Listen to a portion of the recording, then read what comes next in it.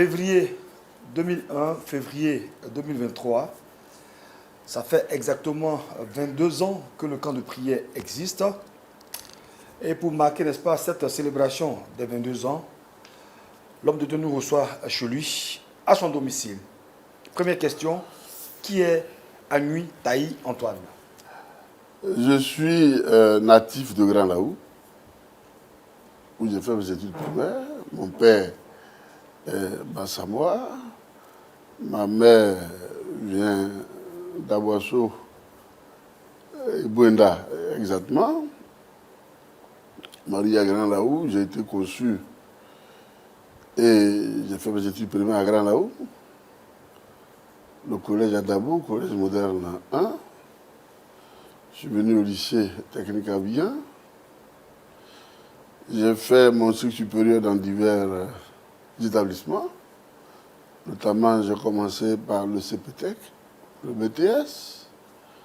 Puis, je suis entré en entreprise. Je suis entré très tôt à la banque. Je ne dirai pas les noms pour ne pas faire de publicité. Et je voulais réussir, donc en même temps, j'ai été inscrit à l'INTEG en France, où j'ai fait un diplôme français. Très rapidement, je suis nommé chef de service portefeuille à 22 ans dans une banque. Ce n'est pas rien. À 25 ans, je crois être le plus jeune Ivoirien à être directeur d'agence de banque. Je résidais d'abord à Bézerville, à la résidence Mamadou Koulibaly, avec un célèbre homme politique, Charles Tipi. Puis je suis allé à Marcoy résidentiel, au boulevard Charles, où j'ai reçu mon appel. Si ça peut être ainsi résumé, directeur d'agence, je suis visité par quelqu'un que le Seigneur envoie. Quand il est en face de moi, il me regarde, il a les cheveux bouclés, il dit « Apôtre Paul ». Donc, à un moment, je pensais qu'il fallait changer mon nom. Et il nous donne beaucoup d'informations sur lesquelles on va passer. C'est lui qui m'indique les passages de la Bible à lire. Et quand je voulais comprendre, je suis allé vers un initié des Écritures. Je l'appelle un dinosaure de la parole, le docteur Jean Laou, que je salue, où j'étais inscrit pour apprendre le B.A.B.A., n'est-ce pas, de la parole de Dieu. Donc j'ai fait ma formation. Et puis, j'ai commencé le ministère. J'ai commencé le ministère. Mon appel a été assez bizarre, parce que je vais dans une école de pasteur, et rapidement je suis joint par celui que j'appelle mon maître, qui me demande d'aller en sa présence pour 40 jours, il veut me parler. C'est d'abord une dame qui m'interpelle. Moi aussi, quand je sors de l'église du docteur Alao, il me dit « Ah, quelle voix là, c'est pas habituel. » Mais un homme entouré avec autant de... Bon, et il lui a demandé de me dire d'aller dans la présence de Dieu. Ah oui. Je vais à la maison, je vais interroger, mon maître me dit pas, il me donne la date. Je vais pour 40 jours. Quand je vais à Ébé, à mon retour, je suis tout feu, tout flamme. Je commence donc le ministère. À Gonzague, ville où il m'avait demandé d'aller, j'étais encore en service à la banque quand il m'a dit il a travaillé pour moi. Donc je pensais que c'était un grand homme d'affaires qui allait créer une banque à... Je regarde Gonzague quand je passe pour aller à Bassam. Aller travailler, ça fait bizarre. Je me suis résolu à aller faire ce que Dieu m'avait dit. Les résultats, c'est ce que l'on voit aujourd'hui, 22 ans après. Voilà. Pourquoi faites-vous appeler le prophète de l'Éternel Dieu? Après, on dit c'est question frère. Bon, vous voyez, je suis, je pense, l'un des rares à être appelé prophète de l'Éternel. Maintenant, beaucoup de prophètes de l'Éternel naissent, apôtres, c'est une très bonne chose. Hein, pour parler comme Moïse, c'est ce que nous souhaitons. Mais les raisons pour lesquelles je me fais appeler, ça me gêne. Parce que c'est de la bouche de Dieu. Et c'est lui qui m'appelle fidèle serviteur. Vous comprenez? Alors, mais si vous me demandez d'expliquer pourquoi, je dirais parce que l'esprit véritable de Dieu repose sur moi. C'est ça la différence entre un prophète ordinaire et un prophète de l'Éternel. C'est cela. Il y a qui ont été des prophètes des nations.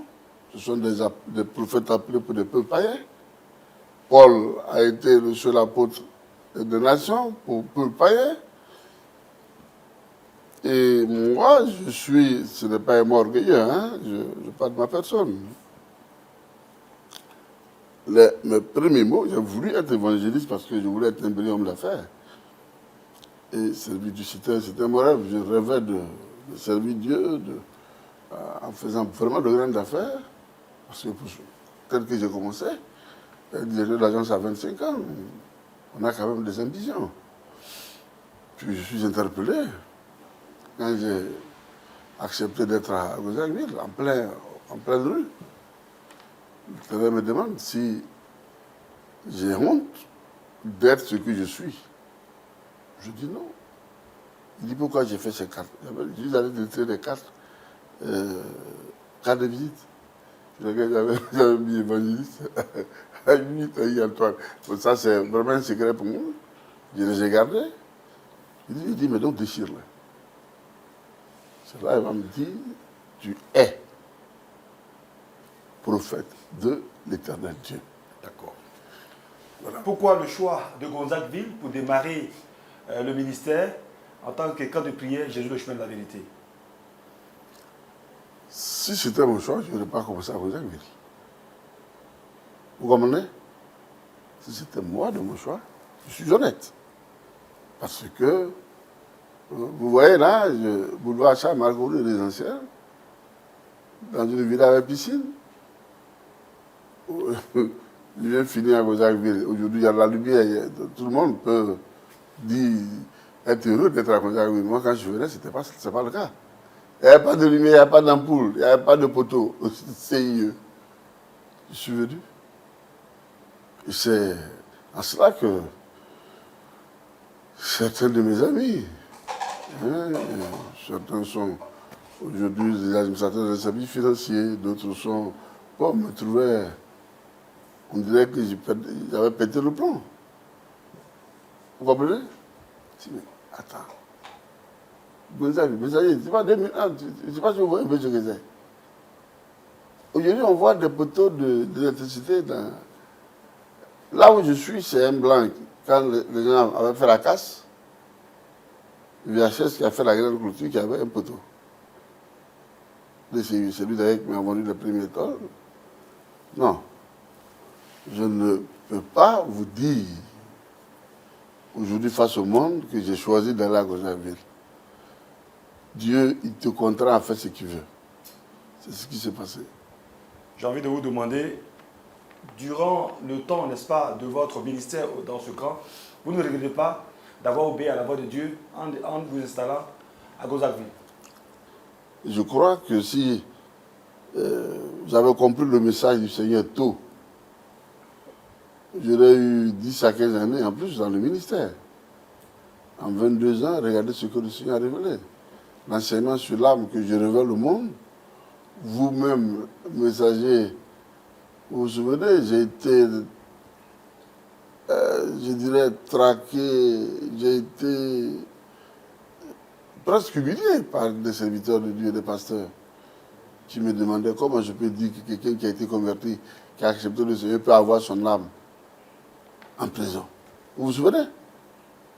Et c'est pour cela que j'ai invité cet éminent serviteur de Dieu qui est venu au camp, qui a confessé, qui a vu que son âme était dans une cage sous la mer. Il est docteur d'État éminent, économiste, niveau mondial. Non, je ne regrette pas. Je regrette le temps que j'ai perdu à servir dans le monde, où j'ai souillé mon être, mon corps et mon âme dans tout ce qui n'était pas agréable. Dans la cigarette, dans l'alcool, dans les femmes et tout ce que vous pouvez imaginer. Regardez comment Dieu m'a créé beau, jeune. Imaginez les bêtises que j'ai dû faire, que je regrette. Je dis, c'est une personne qui me regarde. Je demande, est-ce que c'est vraiment lui? Oui, c'est lui. C'est bien lui. Antonio Fargas, voilà comment on m'appelle au collège. Quel sens donnez-vous donc à ces 22 ans d'existence du camp de prière par rapport à cette célébration? Quel sens? Vous savez, c'est toujours bon de regarder la réussite des hommes. Mais je crois que c'est mieux d'analyser le départ. C'est en cela que je trouve fantastique notre 22e anniversaire que nous allons célébrer, parce que je pars quand même, c'est pas du sommet, en milieu de tableau. Je descends dans les profondeurs de la terre, vous imaginez? Malgré au résidentiel où je résidais, que les gens ne soient pas choqués. Ce n'est pas engrais aujourd'hui où tous les cadres ont une maison. Non. Et là, c'était des Libanais. Je suis dans une villa avec piscine. Et je me retrouve à... Là, j'ai atterri à Port-Louis parce que Gonzague me faisait peur. Et puis, mais je ne regarde pas le succès. Je regarde là comment j'ai commencé. Je regarde à comment j'ai souffert. Les émissions radio. Je voudrais saluer les radios partenaires qui nous ont soutenus. C'est pour cela que je veux bénir Dieu pour la vie de monsieur et madame Manté qui ont créé la télévision Béni TV par laquelle nous avons commencé nos premières émissions. Et je voudrais saluer du fond du cœur la force de caractère que Dieu m'a donnée. Je n'ai jamais eu peur des échecs et je n'ai jamais voulu associer des hommes à mes projets parce que je n'aime pas partager les échecs. Or, on dit que les échecs sont les choses les mieux partagées. C'est pourquoi je me réjouis quand vous me voyez tel que j'agis dans le ministère, tel que le Seigneur a appris à nos dévanciers dans l'Église primitive, et notamment les premiers disciples, les premiers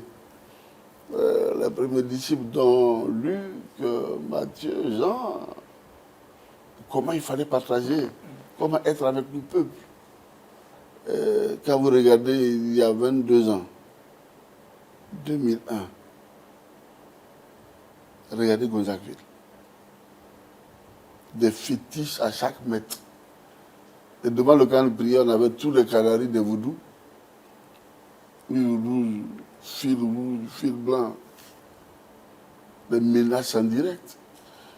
Mais j'avais foi à celui qui m'avait appelé. On ne peut pas me demander d'abandonner ce poste-là à cet âge. Et puis, bon, n'importe quoi va venir m'écraser. Voilà, et ça, je ne regarde pas au succès de 2022. Je regarde à comment cela a été bâti. Vous voyez, au bout de la rue, là, le matin, je rentre là au camp avec une lampe tempête. Certainement qu'au cours de cette fête, vous ferez l'historique, n'est-ce pas, de votre parcours, pour ceux qui n'ont pas forcément l'information. Oui, je crois même que ça va être l'une des parties essentielles. Parce qu'aujourd'hui, quand on dit camp de prière, Dieu merci, beaucoup de camps de prière ont commencé à naître. Mais ce camp de prière a une histoire. J'aurais pu bâtir une église. J'étais lié quand même à un des dinosaures de l'église évangélique, mon père spirituel. Quand je vais créer le camp de prière comme il m'était demandé, je change de nom. Il n'a pas apprécié. C'est ce qu'il m'a dit. Je parle de mon ex. Bref, je donnerai à tous ceux qui veulent connaître, savoir, d'entendre, de savoir. Parce que cela doit pouvoir encourager d'autres jeunes gens qui certainement ont des ambitions, qui ont certainement des projets, qui voudraient eux aussi donner, n'est-ce pas, à la terre de vivre, de connaître d'autres choses. Nous avons eu, je pense, une grâce extraordinaire de bâtir un camp de prière véritablement axé sur les choses de l'âme, les choses spirituelles. Et personne ne peut dire le contraire, je crois. C'est un atout pour l'Église. Et l'Église doit profiter pour donner à tous ceux qui ont besoin de bâtir des œuvres, surtout axées sur l'aspect spirituel, de pouvoir le faire. Je ne dois pas, si un jour l'Éternel m'appelait, partir avec tout ce patrimoine. Il faut que je le laisse à la terre. Voilà. Prophète, pour cette cérémonie, y a-t-il des invités spéciaux ou des hommes de Dieu que vous avez conviés pour être des nôtres ce jour-là? La question me gêne, mais je vais vous répondre franchement. Je n'aime pas la classification dans l'église des hommes. Ça vous choque. J'ai été appelé à une fonction, comme je disais tout à l'heure, l'Éternel m'a accordé des capacités, mais ça ne diffère pas de celui ou celle qui balaye l'église. Oui, voici des raisons. Donc pour moi, je vais faire appel à tous nos dévanciers qui peuvent, à tout. Mais vous savez, le ministère que j'exerce fait que je ne suis pas bien apprécié dans notre milieu. Donc il faut comprendre, n'est-ce pas? Mais c'est surtout l'Église que je vais inviter. Je voudrais que toute personne qui nous entend aujourd'hui considère cela comme une invitation personnelle. D'accord. Prophète, vous attendez à combien de personnes comme ça? Ben, ce camp-là, comme en 2003-2010, si nous pouvons avoir 1000 personnes, ce serait intéressant. Le cadre R+1, bien approprié, les bâches, nous pourrions même prendre la route, n'est-ce pas?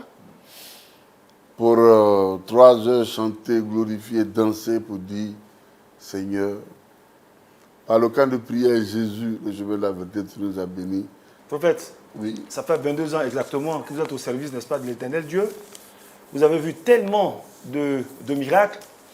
Quel est le ou les témoignages qui vous marquent, qui vous confortent jusqu'au jour d'aujourd'hui et qui vous réjouit, n'est-ce pas, de savoir que vous avez bien fait de répondre à l'appel du Seigneur? Il y en a tellement. Il y en a tellement, je dis toujours, ce sont des encyclopédies de témoignages. Mais je m'en voudrais de ne pas citer tout. Mais il y en a tellement. Il y en a tellement. C'est la vie quotidienne du Seigneur. Bon, pour moi, ce sont des miracles, mais le Seigneur, quand vous avez quelqu'un qui est au stade final,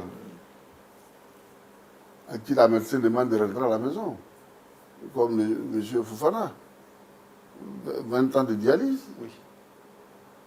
et qui rentre donc mardi, et à qui la soeur dit, la petite soeur, on va aller à Gonzague.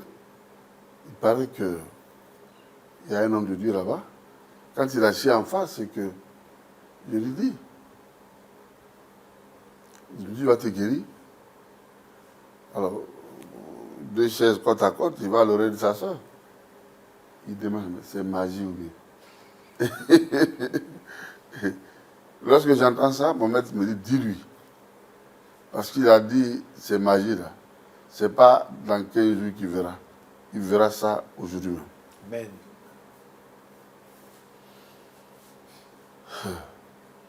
Quand il descend, il fait peut-être 2 mètres. Oui, maman. Donc, sa soeur est obligée de le tenir pour ne pas qu'il tombe, tellement ses pieds sont flats. Quand il va s'asseoir devant la chambre des hommes, il est surpris par un mouvement qu'il n'avait pas vu depuis 10-15 ans. Il sent une présence dans son pantalon. Alléluia. Donc, il se lève. Sa femme lui demande qu'est-ce qu'il y a. Il dit non, ça fait des garçons. Vous comprenez ce que ça veut dire? 15 ans, il est mort. 15 ans, c'est tendu comme fer. Et ça, je n'ai pas oublié ça. Amen. La situation géographique du camp? Alors, le camp de prière, nous avons dû commencer par ça. Jésus, le chemin de la vérité, est situé dans la commune de Port-Boué, c'est en Abidjan. Nous sommes donc entre la ville d'Abidjan et Grand Bassam. Nous sommes à l'ancien corridor où il y a le commissariat, le 24e arrondissement. Juste là, vous appelez, nous sommes à 100 mètres en descendant donc, du boulevard. Quand vous arrivez, n'allez pas à droite, si vous venez d'Abidjan, si vous allez à droite, vous allez dans la mer. Si vous venez de Bassam, si vous allez à gauche, la cité va vous recevoir dans la mer. Vous tournez à droite, il y a 100 mètres du commissariat, 3 immeubles, le camp de prière. Ce magnifique lieu, ça je peux le dire, même si vous dormez à la Riviera Golf, vous ne serez pas dépaysé. En résumé, par rapport aux 22 ans de célébration prévus pour le 26 février 2023, quel est votre dernier mot?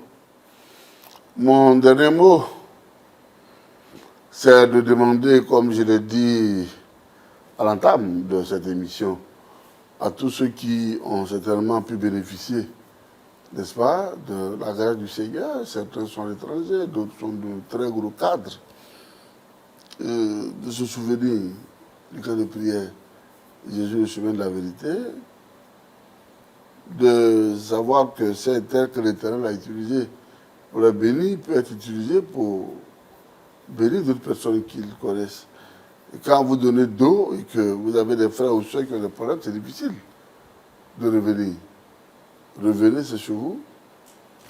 Les membres d'une même famille peuvent arriver à faire ce que les Akans disent, la langue et les dents cohabitent. Même si à des moments, les dents donnent de très mauvais coups à la langue.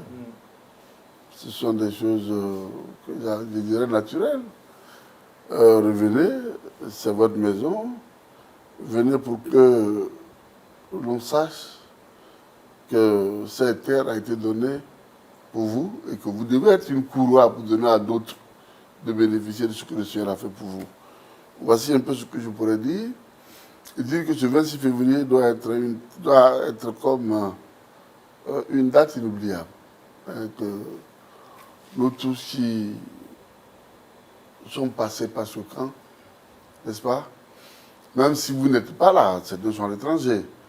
Par un mot, par un appel, signifie leur reconnaissance et prie pour que d'autres personnes puissent bénéficier de cela, la grâce du Seigneur.